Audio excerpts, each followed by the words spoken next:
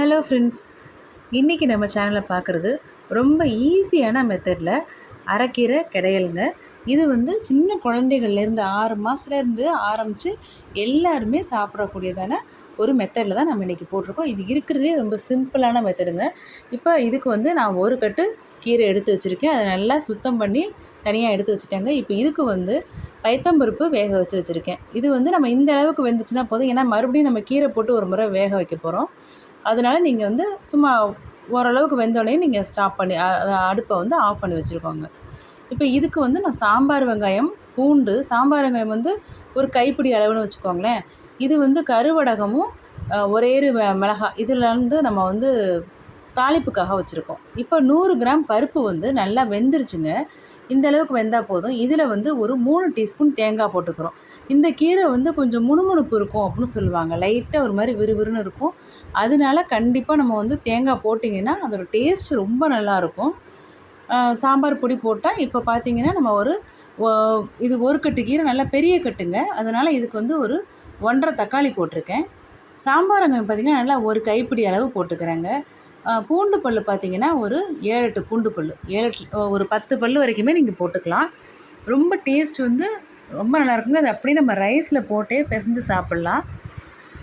இப்போ நம்ம அலசி வச்ச இந்த கீரையவும் எடுத்து இதில் போட்டுக்கிறோம். ரொம்ப ஈஸியான மெத்தடுங்க. யார் வேணாலும் ஈஸியாக செஞ்சிடலாம்.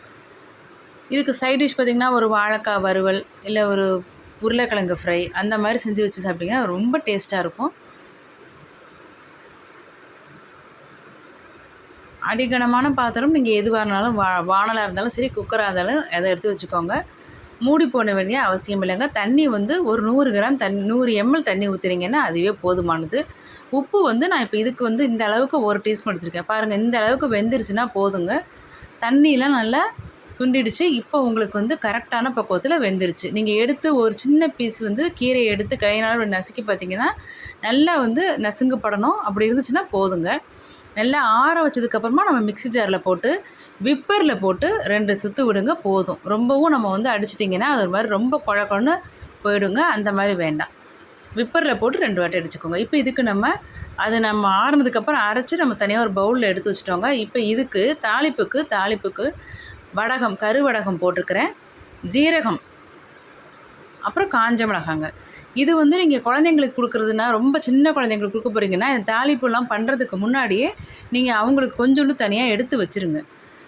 இப்போ இது நம்ம பெரியவங்களுக்காக போடுறோம். இது இந்த மிளகாயிலேருந்து வரக்கூடிய அந்த ஒரு கார எசன்ஸ் இருக்குல்ல, அதெல்லாம் அப்படியே உங்களுக்கு அந்த எண்ணெயில் இறங்கி அப்படியே உங்களுக்கு அந்த கீரையோடு அப்படியே சேர்ந்துருங்க. ரொம்ப சூப்பராக இருக்கும் நீங்கள் ரைஸில் போட்டு சாப்பிட்டிங்கன்னா. குழந்தைங்களுக்கு கொடுக்கும்போது மட்டும் இதை நீங்கள் அவாய்ட் பண்ணிக்கோங்க. கொஞ்சமாக நெய் போட்டு அவங்களுக்கு பிசைஞ்சு கொடுத்துக்கலாங்க.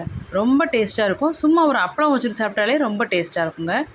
செஞ்சு பாருங்கள். இந்த மாதிரியான சிம்பிளான ரெசிபிஸ் எல்லாம் நம்ம சேனலில் போட்டிருக்கோம். பிடிச்சிருந்தா நம்ம சேனலை சப்ஸ்கிரைப் பண்ணிக்கோங்க.